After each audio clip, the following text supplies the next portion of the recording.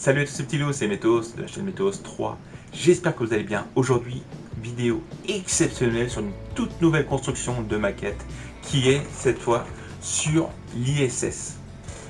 Ces 4 vidéos vont être exceptionnelles car la construction de l'ISS est une jeune société française. Voilà.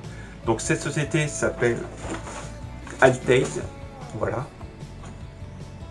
En 4 numéros, voir ce que ça donne, voir ce que contient le fascicule, voir la qualité des pièces. Et maintenant c'est parti pour ce numéro exceptionnel, le numéro 1 de l'ISS.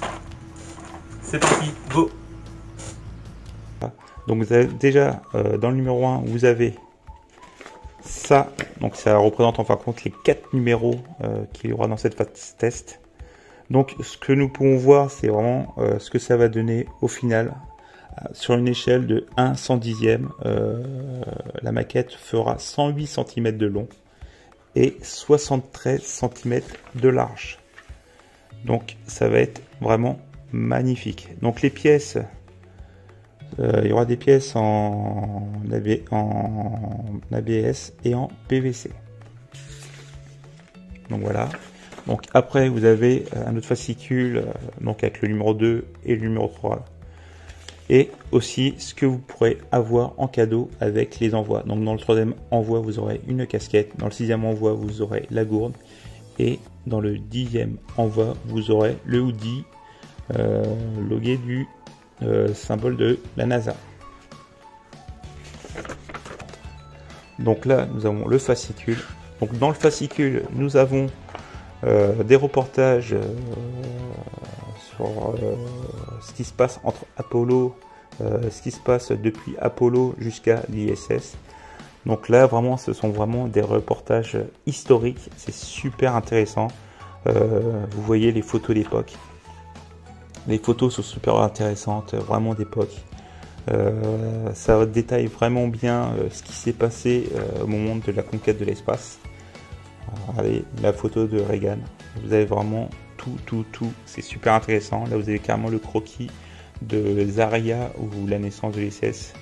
Donc voilà, avec Zarya en chiffres, avec toutes les données qui sont super précises. Donc voilà, de beaux petits reportages, la fusée Saturne V, vous avez en photo Kennedy. Là vous avez observé les météores depuis l'espace. Donc c'est vraiment un fascicule qui est super détaillé, et celui-là qui aime tout ce qui est conquête de l'espace, sur la Lune, tout ça, avec ce genre de fascicule vous ne serez pas du tout déçu. Donc voilà, ce qu'il faut savoir c'est que déjà là le tournevis qui a été qui est obtenu avec ce premier numéro. Donc regardez comme il est beau, avec le logo NASA marqué dessus. Je sais pas si vous pouvez bien voir. Hop. Voilà. Et voilà les pièces que vous n'aurez pas besoin d'utiliser dans ce numéro là. Donc ces 4 pièces là, vous pouvez déjà les mettre de côté, il n'y en aura pas besoin pour aujourd'hui. Donc les pièces en elles-mêmes, donc vous avez cette partie là qui est en métal, sinon le reste des pièces est en plastique. Voilà, donc c'est parti pour le montage en musique.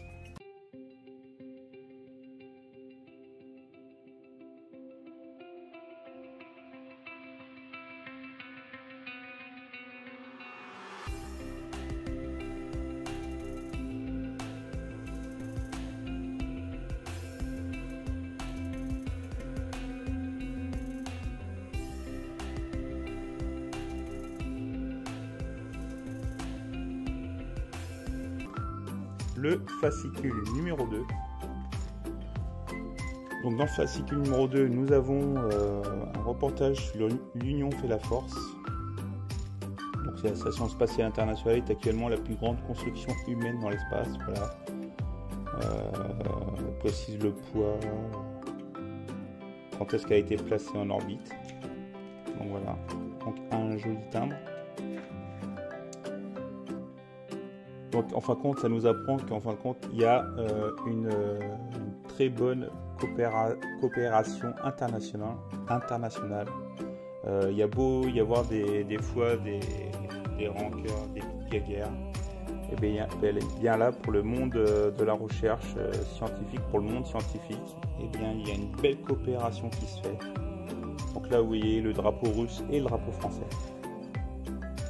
Donc après, là, c'est les officiels des 15 États qui ont signé le traité justement pour l'ISS. Voilà, donc là ils sont au centre spatial Kennedy en Floride et c'est le lendemain de la signature qui a eu lieu le 30 janvier 1998. Donc honnêtement, je vais vous dire franchement, si vous aimez bien le monde de l'espace, faites cette collection. Je ne vais pas dire rien que pour le fascicule, mais ce fascicule là est vachement très bien détaillé.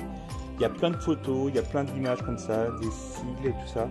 C'est vraiment super bien détaillé et vous allez en ressortir enrichi de plein de connaissances par rapport à ce domaine-là. Donc, très content. Regardez, vous avez carrément aussi un petit reportage sur la mission Vostok 1 qui a eu lieu en 1961 avec le chien Belka, les chiens Belka et Strelka. Et on peut apprendre aussi qu'ils sont revenus vivants de la mission, ce qui est quand même incroyable. Donc voilà, d'autres reportages sur la mission Mercury. Il y a aussi des petits portraits. Non, honnêtement, c'est très bien détaillé. Là, Altaïs, ils ont fait du super beau boulot, rien que pour le fascicule. Comment les plantes poussent-elles dans l'espace pour ceux qui ont la main verte. L'ATV, le cargo européen, je ne connais pas trop, donc je ne vais pas préciser. Et puis voilà. Donc voilà ce qu'il y a dans le fascicule numéro 2 et vous pourrez voir les pièces du numéro 3. Donc maintenant, ça va être parti pour le montage.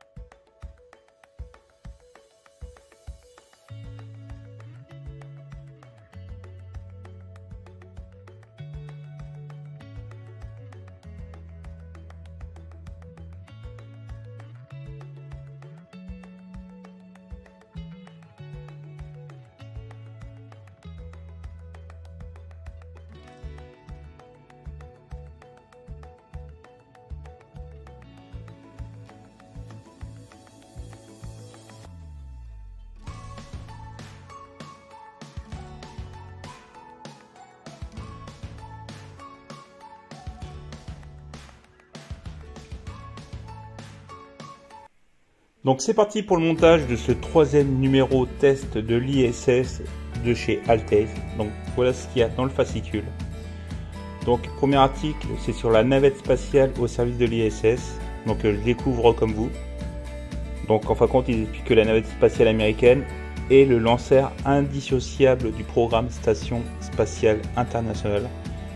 Bien que ça ait été mis en service en 1981, c'est-à-dire 17 ans avant le lancement du premier module de l'ISS, Zarya, la navette a néanmoins permis de placer la grande majorité des modules de la station spatiale en orbite entre 1998 et 2011.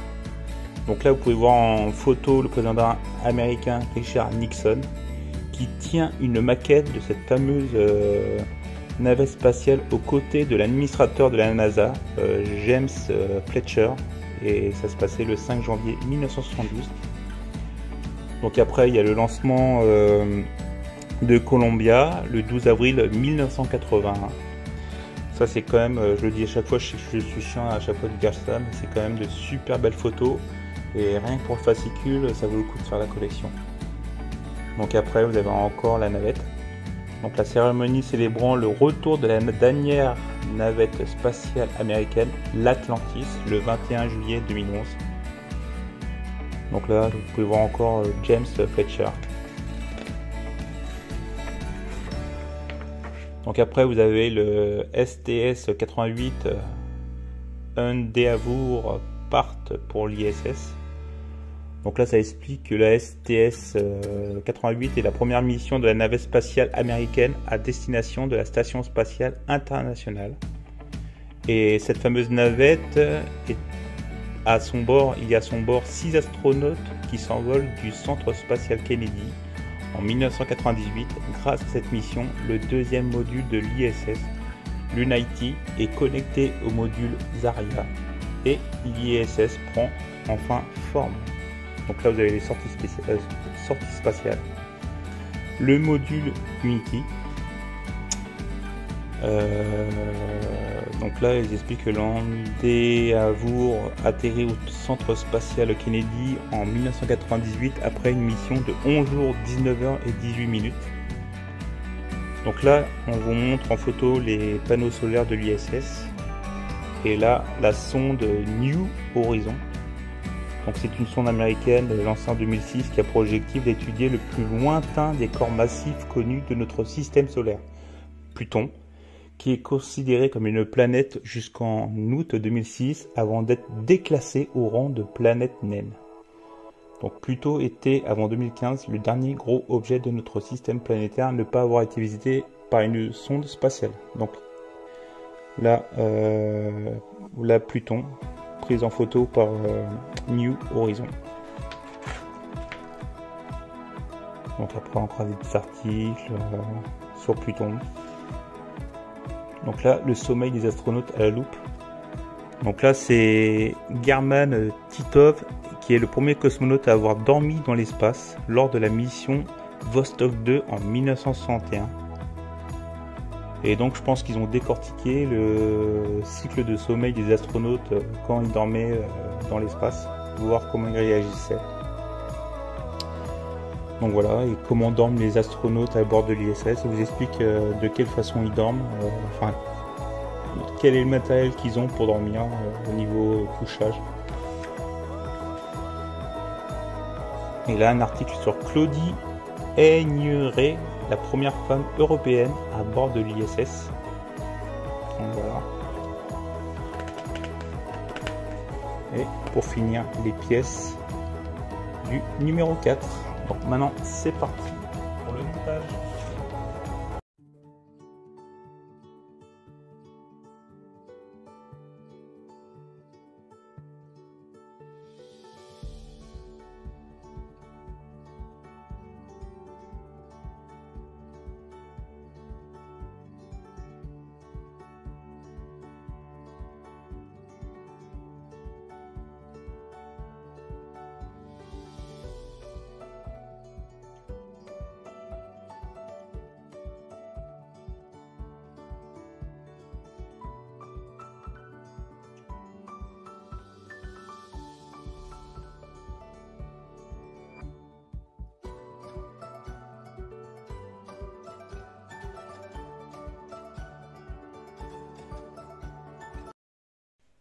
Donc nous voici pour le montage de ce dernier numéro test et nous allons découvrir ce qu'il y a dans le fascicule. C'est parti. Donc, première page, c'est par rapport à l'héritage de Salyut, Skylab et Mir. Donc c'est l'aboutissement du programme Station spatiale internationale qui ne repose pas seulement sur des avancées scientifiques et technologiques et qui sont réalisées durant le XXe siècle. Il repose aussi et surtout sur l'expérience cumulée que les astronautes et les ingénieurs qui ont travaillé sur les premières stations comme Mir et qui ont été mis en orbite, et sans les données qu'ils ont récoltées avec les anciennes stations de la part des cosmonautes et des ingénieurs, ben en fin de compte il n'y aurait pas eu l'avancée qu'il y aurait eu sur l'ISS. Donc voilà, donc malheureusement toute expérience vient aussi des fois de tragédies, comme il y a eu avec la tragédie de Salyut. Donc c'est un bon reportage, enfin bon, malheureusement c'est un bon reportage quand même qu'il y a eu sur la tragédie. Donc après, il y a eu le coup de chaud aussi pour Skilab. Donc ils expliquent en détail ce qu'il y a eu comme panne au niveau de Skilab.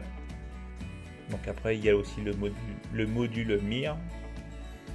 Là, il y a un petit encadré avec en expliquant Mir ou la collaboration en orbite. Ça explique que la Station Spatiale Internationale n'est pas la première station spatiale à voir de nombreuses nations collaborer. Donc il y a eu avant Mir. Donc voilà. Donc après, un autre reportage sur Ross et Newman. Ce sont les premiers Space Walkers de l'ISS. Donc après, à savoir ce que c'est un Space Walker, je ne sais pas du tout. Donc là, ils expliquent juste que les sorties extravéhiculaires... Ah voilà, les sorties extravéhiculaires Space Walks, en anglais ou EVA, sont des missions périlleuses effectuées par les astronautes en dehors de leur vaisseau ou station spatiale. Donc voilà, donc ça explique ce qu'ils font dans leur petit véhicule en dehors de la station. Donc après, nous avons la collecte d'échantillons dans le système solaire. Ça veut dire en fin de compte qu'ils font des relevés sur les roches, tout ça. Quand je pense qu'il y a eu sur la Lune ou voilà, sur le rapatriement des roches sur la Lune. Donc après ils font relèvent les roches et après ils récoltent des données par rapport à ça. Donc là un petit portrait sur Harrison Schmitt. Donc c'est un géologue et le 12e et dernier astronaute à avoir foulé le sol lunaire en décembre 1972 à travers de la mission Apollo 17. Donc voilà. Donc après, naviguer dans l'espace grâce à la Lune. Donc les astronautes de l'ISS ont pour l'habitude de prendre de magnifiques photos de la Terre, des étoiles et des corps du système solaire pour le plus grand plaisir des férus d'images astronomiques, un peu comme nous, et photographier les astres et la Lune en particulier, qui sert aussi à calibrer le système de navigation des futurs vaisseaux spatiaux. Et dernier reportage sur la contribution japonaise au programme de l'ISS. Donc voilà tout ce qu'il y avait à savoir sur le fascicule. Donc maintenant nous allons partir pour le montage du dernier numéro.